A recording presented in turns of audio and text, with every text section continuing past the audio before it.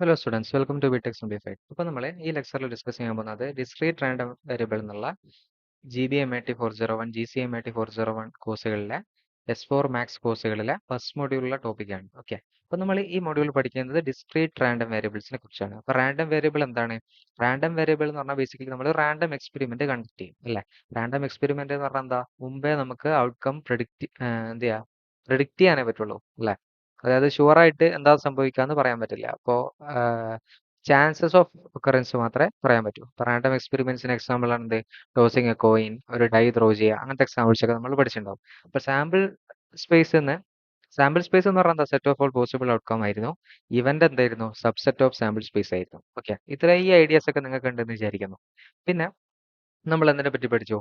Random വേരിയബിൾസിനെ പറ്റി പഠിച്ചു. അപ്പൊ റാൻഡം വേരിയബിൾ എന്ന് പറഞ്ഞാൽ എന്താ? Random variable is basically a function from sample space to real number. ഓരോ ഔട്ട്കമിനെയും നമ്മൾ എന്ത് ചെയ്യാണ്? ഓരോ റിയൽ നമ്പർ ആയിട്ട് മാപ്പ് ചെയ്യാണ്. അതല്ലേ നമ്മൾ ചെയ്യുന്നത്. അപ്പൊ ഇതിനെയാണ് നമ്മൾ എന്ത് പറഞ്ഞത്? ഈ ടേബിളിനെയാണ് പ്രോബബിലിറ്റി മാസ് ഫംഗ്ഷൻ അല്ലെങ്കിൽ പ്രോബബിലിറ്റി ഡിസ്ട്രിബ്യൂഷൻ ടേബിൾ. നമ്മൾ ഈ ടേബിളിനെയാണ് പറഞ്ഞത്. ഇപ്പോൾ ക്യാപിറ്റൽ എക്സ് ആണ് റാൻഡം വേരിയബിൾ. അത് അക്സെപ്റ്റ് ചെയ്യുന്ന വാല്യൂസ് ആണ് എന്ത്? Small x1 x2 etcetera up to xn. അപ്പോൾ x1 കറസ്പോണ്ടിങ് ആയിട്ടുള്ള പ്രോബബിലിറ്റി ആണ് P1, x2 കറസ്പോണ്ടിങ് ആയിട്ടുള്ള പ്രോബബിലിറ്റി ആണ് P2. ഓക്കെ, അപ്പോൾ ഇതൊരു വാലിഡ് PMF ആവാനുള്ള, ഇത് PDF അല്ല കേട്ടോ, വാലിഡ് PMF ആവാനുള്ള കണ്ടീഷൻ എന്താടാ? വാലിഡ് PMF ആവാനുള്ള കണ്ടീഷൻ എന്തായിരുന്നത്? ഓരോ ഇൻഡിവിജ്വൽ പ്രോബബിലിറ്റീസും എന്തായിരിക്കണം? ഗ്രേറ്റർ ദാൻ 0 ആയിരിക്കണം. സം ഓഫ് പ്രോബബിലിറ്റീസ് എന്തായിരിക്കണം? 1 ആയിരിക്കണം. അതായത് P1 plus P2 plus etcetera up to Pn എന്തായിരിക്കണം? 1 ആയിരിക്കണം. ഓക്കെ, ഇതാണ് എന്ത്? പ്രോബബിലിറ്റി ഡിസ്ട്രിബ്യൂഷൻ ടേബിളിന്റെ ഒരു ഐഡിയ. പിന്നെ നമ്മൾ എന്ത് പഠിച്ചു? മീൻ എങ്ങനെ കാൽക്കുലേറ്റ് ചെയ്യാം? ഒരു പ്രോബബിലിറ്റി ഡിസ്ട്രിബ്യൂഷൻ തന്നാൽ എങ്ങനെ മീൻ കാൽക്കുലേറ്റ് ചെയ്യാം? മീൻ കാൽക്കുലേറ്റ് ചെയ്യാൻ വേണ്ടി ഇൻഡിവിജ്വൽ റാൻഡം വേരിയബിളിന്റെ വാല്യൂസും അതിന്റെ പ്രോബബിലിറ്റിയും തമ്മിൽ മൾട്ടിപ്ലൈ ചെയ്തിട്ട് സം ചെയ്യാം. ഓക്കെ, അപ്പൊ ഇതിനൊക്കെ പ്രോബ്ലം നമ്മൾ ഡിസ്കസ് ചെയ്യും. ആദ്യം ഈ തിയറി വെറുതെ നമ്മൾ പറയാണ്. ഓക്കെ, വേരിയൻസ് എന്താ? Sigma square. സിഗ്മ സ്ക്വയർ എന്ന് പറഞ്ഞാൽ സിഗ്മ സ്ക്വയർ അല്ലെങ്കിൽ വേരിയൻസ് ഓഫ് എക്സ് നമ്മൾ ഡിനോട്ട് ചെയ്യും. അപ്പോൾ അത് കാൽക്കുലേറ്റ് ചെയ്യാൻ എന്ത് ചെയ്യണം? Expectation of X square minus expectation of എക്സിന്റെ സ്ക്വയർ. അപ്പൊ ഇത് മ്യൂ സ്ക്വയർ ആയിരിക്കും അല്ലെ? എക്സ്പെക്ടേഷൻ ഓഫ് എക്സിനെ നമ്മൾ മ്യൂ എന്നും ഡിനോട്ട് ചെയ്യാറുണ്ട്. പിന്നെ ബൈനോമിയൽ ഡിസ്ട്രിബ്യൂഷൻ. ബൈനോമിയൽ ഡിസ്ട്രിബ്യൂഷൻ നമ്മൾ എപ്പോഴാ? അപ്പൊ നമ്മൾ ബെർണോളി ട്രയലിനെ പറ്റി ആ സമയത്ത് പറഞ്ഞിരുന്നു. ഓക്കെ, ബെർണോളി ട്രയൽ ആവാനുള്ള കണ്ടീഷൻ എന്താ? ഒരു എക്സ്പെരിമെന്റ് കണ്ടക്ട് ചെയ്യുമ്പോൾ 2 ഔട്ട്കം മാത്രമേ ഉണ്ടാവാൻ പാടുള്ളൂ അല്ലെ? ഒരു സക്സസ് അല്ലെങ്കിൽ ഫെയിലിയർ. ഇപ്പൊ നമ്മൾ ഉദാഹരണമായിട്ട് എന്ത് പറഞ്ഞു? ഒരു കോയിൻ ടോസ് ചെയ്യുകയാണെങ്കിൽ നമ്മളിപ്പോ ഒരു 5 കോയിൻ ടോസ് ചെയ്തു അല്ലെങ്കിൽ 6 കോയിൻ ടോസ് ചെയ്തു. അപ്പൊ ഒരു ഗ്രേറ്റർ ദാൻ 30 അല്ലാത്ത കേസ് എടുക്കുകയാണെങ്കിൽ അല്ലെ, അപ്പൊ ഒരു 29 കോയിൻസ് ടോസ് ചെയ്തു. അപ്പൊ പ്രോബിലിറ്റി ഓഫ് സക്സസ് എപ്പോഴും 1/2 അല്ലേ? അപ്പൊ probabilities of success remain same ആയിരിക്കണം. ഓക്കെ, അങ്ങനത്തെ കേസിലാണ് നമ്മൾ എന്ത് ചെയ്യുന്നത്? ബൈനോമിയൽ ഡിസ്ട്രിബ്യൂഷൻസ് യൂസ് ചെയ്യുന്നത്. അപ്പൊ അതിന്റെ ഇക്വേഷൻ എന്തായിരുന്നു? NCX P⁻x Q⁻n−x. P എന്താ? P ആണ് പ്രോബിലിറ്റി ഓഫ് സക്സസ്. N എന്താ? Number of trial. അപ്പൊ ഇതിന്റെ മീൻ ഇക്വേഷൻ എന്താ? N ഇൻറ്റു P ആണ് എന്ത്? മ്യൂ എന്ന് പറയുന്നത്. അതായത് number of trials into probability of success multiply ചെയ്താൽ നമുക്ക് എന്ത് കിട്ടും? മീൻ കിട്ടും. വേരിയൻസ് ഓഫ് എക്സ് എന്താ? NPQ എന്ന് പറയും. അതായത് probability of success into probability of failure into number of trials എടുത്താൽ നമുക്ക് എന്ത് കിട്ടും? വേരിയൻസ് കിട്ടും. അപ്പൊ ഇതിന്റെയൊക്കെ പ്രൂഫ് ഉണ്ട്. അത് നിങ്ങൾ നിർബന്ധമായിട്ട് പഠിക്കുക. എക്സാമിന് ചിലപ്പോൾ ചോദിക്കാൻ ചാൻസ് ഉണ്ട്. ഓക്കെ, പിന്നെ നമ്മൾ പോയിസൺ ഡിസ്ട്രിബ്യൂഷനെ പറ്റി പഠിച്ചു. അതായത് പോയിസൺ ഡിസ്ട്രിബ്യൂഷൻ എന്ന് പറഞ്ഞാൽ നമ്മൾ ഈ ബൈനോമിയൽ ഡിസ്ട്രിബ്യൂഷന്റെ ഒരു ലിമിറ്റിംഗ് കേസ് ആണ് എന്ത്? പോയിസൺ എന്ന് പറയുന്നത്. അതായത് n ഇൻഫിനിറ്റിയിലേക്ക് പോവാണ്. അതായത് ലാർജ് എന്നും അതേപോലെ പ്രോബബിലിറ്റി വളരെ ചെറുതുമാണെങ്കിൽ, പ്രോബബിലിറ്റി അപ്രോക്സിമേറ്റ്ലി ഇപ്പോൾ 0.23 അങ്ങനെയൊക്കെ വരികയാണെങ്കിൽ നമ്മൾ എന്ത് യൂസ് ചെയ്യും? ഈ പോയിസണിലേക്ക് മാറ്റാൻ പറ്റും ഈ ബൈനോമിയൽ. അതിനെ കൺവേർട്ട് ചെയ്യാൻ യൂസ് ചെയ്യുന്ന നമ്മൾ ഇക്വേഷൻ ആണ് എന്ത്? NP = lambda. അപ്പൊ ഡിസ്ട്രിബ്യൂഷന്റെ equation probability of X equal to small x എന്താ? e⁻ λ x factorial. ഇതിനും പ്രൂഫ് ഉണ്ട്. NP = ലാംഡ എങ്ങനെയാണ് അപ്രോക്സിമേറ്റ് ചെയ്യുന്നത് എന്നുള്ളതിന് പ്രൂഫ് ഉണ്ട്. അത് നിങ്ങൾ പഠിക്കണം. ഓക്കെ, പിന്നെ എന്തുണ്ട്? Exponential distribution. എക്സ്പോണൻഷ്യൽ ഡിസ്ട്രിബ്യൂഷൻ നമ്മൾ സാധാരണ യൂസ് ചെയ്യാം. നമ്മൾ പിന്നെ എക്സ് ഗ്രേറ്റർ ദാൻ 0, അതേപോലെ ഇവിടെ ലാംഡയാണ് എന്ത്? പാരാമീറ്റർ. അപ്പൊ ഇവിടെ എക്സ്പെക്ടേഷൻ ഓഫ് എക്സ് എന്ന് പറഞ്ഞാൽ 1/λയും വേരിയൻസ് ഓഫ് എക്സ് 1/λ² ആണ്. ഇതാണ് എന്ത്? Exponential distribution. അപ്പൊ നമ്മൾ ഈ ബൾബിന്റെ ലൈഫ് ടൈം അങ്ങനത്തെ ക്വസ്റ്റ്യൻസ് ഒക്കെ നമ്മൾ ഇത് യൂസ് ചെയ്തിട്ട് ചെയ്യുന്നുണ്ടാവും. ഓക്കെ, അപ്പൊ നമുക്ക് ആദ്യത്തെ ക്വസ്റ്റ്യൻ നോക്കാം. Fair coin is tossed 3 times. Find the probability of number of head appear. അപ്പോൾ ഞാനിവിടെ റാൻഡം വേരിയബിൾ എന്താണ്? Number of head appear. Number of head ആണ് നമ്മുടെ റാൻഡം വേരിയബിൾ. എത്ര ടൈംസ് ആണ് ടോസ് ചെയ്യുന്നത്? 3 ടൈംസ് ആണ് ടോസ് ചെയ്യുന്നത്. അപ്പൊ സാമ്പിൾ സ്പേസിൽ എത്ര എലമെന്റ്സ് ഉണ്ടാവും? 2 raised to 3. Number of elements in sample space എത്രയാ 2 raised to 3 which is equal to 8 elements ഉണ്ടാവും അല്ലേ? അപ്പൊ നമുക്ക് HT ഉണ്ട്, HT ഉണ്ട്, HT ഉണ്ട്. ഇതിന്റെ ആരോ ഡയഗ്രാം വെച്ചിട്ട് വേണമെങ്കിൽ നിങ്ങൾക്ക് ചെയ്യാൻ പറ്റും. അപ്പോൾ set of all possible outcome അത് വേണമെങ്കിൽ ഒന്ന് എഴുതാം. സാമ്പിൾ സ്പേസ് എന്താ HHH, ഓക്കെ. പിന്നെന്താ HHT അല്ലേ? പിന്നെന്താ HTH, പിന്നെന്തുണ്ട് HTT, പിന്നെന്താ THH അല്ലേ? THT, പിന്നെന്താ TTH, പിന്നെന്താ TTT. ഓക്കെ. അപ്പോൾ നോക്ക് 1 2 3 4 5 6 7 8 എലമെന്റ്സ് ആയി. അപ്പോൾ നമ്മൾ ആക്ച്വലി ഇവിടെ ചെയ്യുന്നത് എന്താ? Random variable number of head ആണ്. ഓരോ ഔട്ട്കമിനെ നമ്മൾ ഓരോ റിയൽ നമ്പർ ആയിട്ടാണ് മാപ്പ് ചെയ്യുന്നത്. ഇവിടെ നമ്പർ ഓഫ് ഹെഡ് ആണ് നമ്മൾ റാൻഡം വേരിയബിൾ. ഈ ഔട്ട്കമിനെ 3 എന്നുള്ള നമ്പർ ആയിട്ട് മാപ്പ് ചെയ്യാം. ഇതിനെ 2ലേക്ക് മാപ്പ് ചെയ്യാം, ഇതിനെ 2ലേക്ക് മാപ്പ് ചെയ്യാം, ഇതിനെ 1ലേക്ക് മാപ്പ് ചെയ്യാം, ഇതിനെ 2ലേക്ക് മാപ്പ് ചെയ്യാം, ഇതിനെ 1ലേക്ക് മാപ്പ് ചെയ്യാം അല്ലെ? ഇതിനെ 1ലേക്ക് മാപ്പ് ചെയ്യാം, ഇതിനെ 0ലേക്ക് മാപ്പ് ചെയ്യാം. അപ്പോൾ അതാണ് ഇതിന്റെ ഒരു പരിപാടി. അപ്പൊ നമുക്ക് ആദ്യം ഈ ഡിസ്ട്രിബ്യൂഷൻ ടേബിൾ വരയ്ക്കാൻ ഇവിടെ വേണ്ടത്. അപ്പൊ നമുക്ക് ആ ടേബിൾ പെട്ടെന്ന് സെറ്റ് ആക്കാം. ഓക്കെ. അപ്പോൾ I am going to draw that table. അപ്പോൾ let me use the rectangle option. Okay, white colour use ചെയ്യാം. So let this be the table. അപ്പോൾ നമ്മൾ ഇവിടെ പറയുന്നത് റാൻഡം വേരിയബിൾസിന് ഏതൊക്കെ വാല്യൂ ഉണ്ടാവും? 0 1 2 3 ഉണ്ടാവും അല്ലെ? എക്സും ഉണ്ട്, പി ഓഫ് എക്സും ഉണ്ട് അല്ലെ? P of X equal to X എന്ന് എഴുതാം, നമ്മുടെ പ്രോബിലിറ്റി ഓഫ് എക്സ് എന്ന് എഴുതുന്നുള്ളൂ. അപ്പോൾ ഏതൊക്കെ വാല്യൂസ് ഉണ്ടാവുക? 0 1 2 3. അപ്പൊ 0 ഹെഡ് വരാനുള്ള പ്രോബബിലിറ്റി അത് ഇതല്ലേ? മൂന്നും ടൈൽ വരുന്ന കേസല്ലേ വരൂ. അപ്പൊ എത്രയാ? 1/8 ആയിരിക്കും അല്ലെ? പിന്നെ ഒരു ഹെഡ് വരാന്ന കേസ് അത് ഏതൊക്കെയാണുള്ളത്?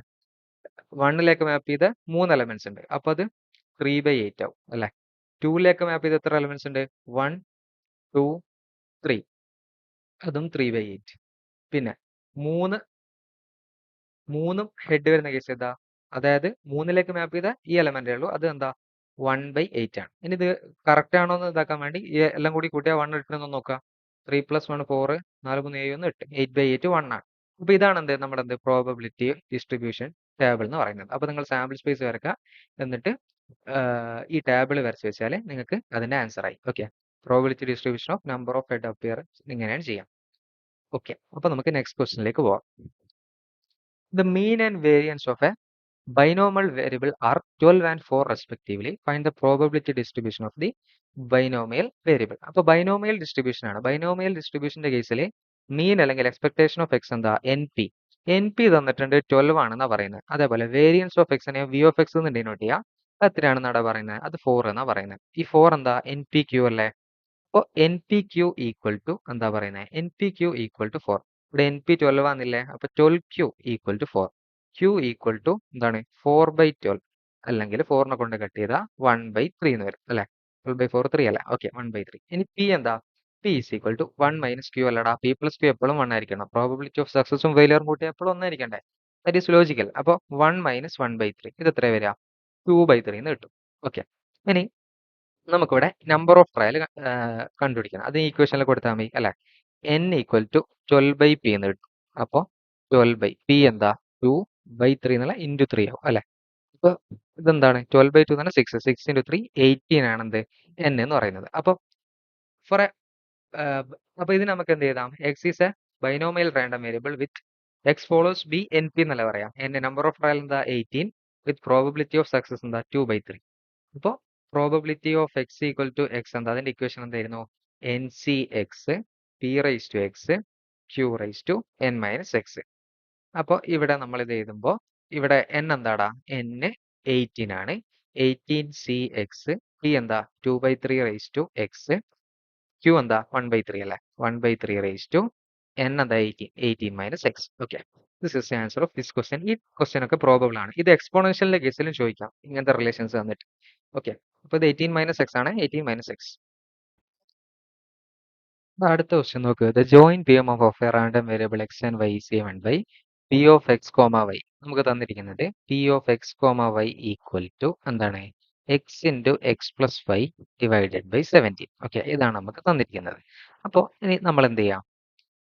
നമുക്ക് ഓരോ റാൻഡം വേരിയബിളിന്റെ വാല്യൂസ് തന്നിട്ടുണ്ട്. അപ്പോൾ നമുക്ക് ഈ ടേബിൾ വരക്കാൻ പറ്റും അല്ലെ? ജോയിന്റ് ഡിസ്ട്രിബ്യൂഷൻ ടേബിൾ വരക്കാൻ പറ്റും. എക്സും വൈയും. എക്സിന് സ്വീകരിക്കാൻ പറ്റുന്ന വാല്യൂസ് 1 ഉണ്ട്, 2 ഉണ്ട്, 3 ഉണ്ട്. വൈക്ക് സ്വീകരിക്കാൻ പറ്റുന്ന 3ഉം 4. അപ്പോൾ probability of X comma Y എന്ന് പറഞ്ഞാൽ X into X plus Y divided by 17. ഇപ്പൊ നിങ്ങൾക്ക് പ്രോബിലിറ്റി ഓഫ് 1,3 വേണമെങ്കിൽ 1 ഇൻറ്റു 1 പ്ലസ് 3 ഡിവൈഡഡ് ബൈ 17. അങ്ങനെ നിങ്ങൾ എല്ലാം കാൽക്കുലേറ്റ് ചെയ്യുക. അപ്പോൾ ഇതെന്ത് വരും?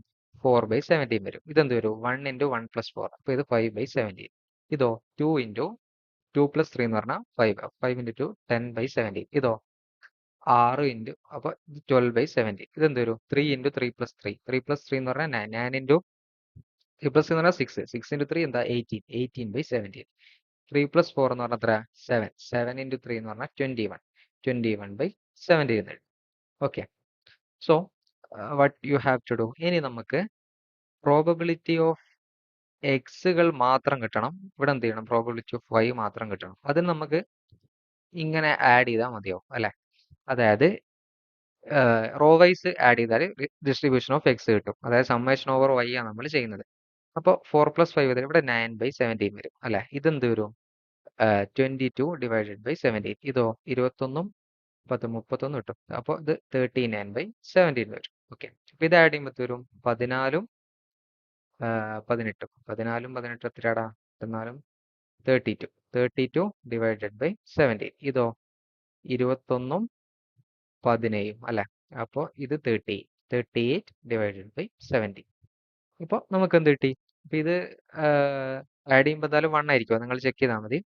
എന്തായാലും 1 ആയിരിക്കും. ഓക്കെ. സോ നമുക്ക് എന്ത് ചെയ്യാൻ പറ്റും? നമുക്കിനി എക്സ്പെക്ടേഷൻ ഓഫ് എക്സ് കാൽക്കുലേറ്റ് ചെയ്യാം. അതിന് നമുക്ക് എന്തുണ്ട്? എക്സിന്റെ ഡിസ്ട്രിബ്യൂഷൻ ടേബിൾ നമുക്കിപ്പോൾ കിട്ടി. അപ്പോൾ കണ്ടോളാം. എക്സിന്റെ ഡിസ്ട്രിബ്യൂഷൻ ടേബിൾ നമുക്ക് കിട്ടി. അപ്പോൾ എക്സിന് അക്സെപ്റ്റ് ചെയ്യാൻ പറ്റുന്ന വാല്യൂസ് എന്തൊക്കെയായിരുന്നു? 1ഉം 2ഉം 3 വരും അല്ലെ? എക്സിന് സ്വീകരിക്കാൻ പറ്റുന്നത് 1ഉം 2ഉം 3ഉം. ഇവിടെ പ്രോബബിലിറ്റി ഓഫ് എക്സ് ഉണ്ട്. ഓക്കെ. 1ന് കറസ്പോണ്ടിങ് ആയിട്ടുള്ള പ്രോബബിലിറ്റി എത്ര? 9/17. ഓക്കെ. 9/17. പിന്നെ 2ക്ക് കറസ്പോണ്ടിങ് ആയിട്ട് 22 ഡിവൈഡഡ് ബൈ 17. 22 divided by 17. അതേപോലെ 3ക്ക് കറസ്പോണ്ടിങ് ആയിട്ട് 39 ഡിവൈഡഡ് ബൈ 17. അപ്പോൾ നമുക്ക് എന്ത് വേണം? എക്സ്പെക്ടേഷൻ ഓഫ് എക്സ് വേണം. സിമ്പിൾ അല്ലേ? Sigma X I into P of X അല്ലേ? അപ്പോൾ ഇവിടെ എന്ത് വരും? 1 into 9/17 which is 9/17 plus 2 into 22 എന്ന് പറഞ്ഞാൽ എത്രയാ? 44 ഡിവൈഡഡ് ബൈ 17 പ്ലസ് 3 ഇൻറ്റു 13 എന്ന് പറഞ്ഞാൽ 117 ഡിവൈഡഡ് ബൈ 17. അപ്പോൾ ഇതെല്ലാം കൂടി ആഡ് ചെയ്യുമ്പോൾ 117 ഉണ്ട്, 44 ഉണ്ട്, ഒരു 9 ഉണ്ട്. അപ്പോൾ 9ഉം 4ഉം കൂട്ടുമ്പോൾ 13. 13 20. 2 ബാക്കി അല്ലെ? 4 1 7 വരും. 170 വരും. ഓക്കെ. 170 ഡിവൈഡഡ് ബൈ 70 അല്ലെങ്കിൽ 17/7 ആണ് എന്ത്? Expectation of X. അതായത് നമുക്ക് എക്സ്പെക്ടേഷൻ ഓഫ് വൈ കണ്ടുപിടിക്കണം. അതിനെന്ത് ചെയ്യണം? മാർജിനൽ ഡിസ്ട്രിബ്യൂഷൻ ഓഫ് വൈ അത് നമ്മളതിൽ ഉണ്ടല്ലോ. മാർജിനൽ ഡിസ്ട്രിബ്യൂഷൻ ഓഫ് വൈ നമ്മളതിലുണ്ട്. അപ്പോൾ വൈക്ക് അക്സെപ്റ്റ് ചെയ്യാൻ പറ്റുന്ന വാല്യൂസ് ഏതൊക്കെയായിരുന്നു? 3ഉം 4ഉം. കറസ്പോണ്ടിങ് പ്രോബബിലിറ്റീസ് നിങ്ങൾ നോക്ക്. കറസ്പോണ്ടിങ് പ്രോബബിലിറ്റീസ് എത്രയാ? 32/17ഉം 38/17. 32 ഡിവൈഡഡ് ബൈ 17ഉം 38 ഡിവൈഡഡ് ബൈ 17. അപ്പോൾ നമുക്ക് വേണ്ടി എന്താ? എക്സ്പെക്ടേഷൻ ഓഫ് വൈ ആയിരുന്നു. എക്സ്പെക്ടേഷൻ ഓഫ് വൈ എന്ന് പറഞ്ഞാൽ എന്താ? Sigma y i p i. അപ്പോൾ എന്ത് വരും? 3 into 32 divided by 17 plus 4 into 38 divided by 17. അപ്പോൾ 3 ഇൻറ്റു 32 എന്ന് പറയുമ്പോൾ 6 96 അല്ലെ? 96/17 പ്ലസ് 32ന് 2 3 ബാക്കി 152 അല്ലെ? 152 ഡിവൈഡഡ് ബൈ 17. അപ്പോൾ 152 96 ആഡ് ചെയ്യുമ്പോൾ 8 വരും. 248 അല്ലെ? 248 ഡിവൈഡഡ് ബൈ 17. ഒന്നുകൂടെ കട്ട് ചെയ്യുമ്പോൾ എന്ത് വരും? 124/35 എന്ന് വരും. ഇതായിരിക്കും expectation of Y. Expectation of X എന്താ? 17/7. ഇതായിരിക്കും ഈ ക്വസ്റ്റ്യൻ ആൻസർ. Thank you. അപ്പോൾ നമുക്ക് വേറൊരു ലെക്ചറിൽ കാണാം കേട്ടോ. ഇത് നിങ്ങൾക്ക് എന്തായാലും എക്സാമിന് ഹെൽപ്ഫുൾ ആയിരിക്കും. All the best for your maths exam. Thank you.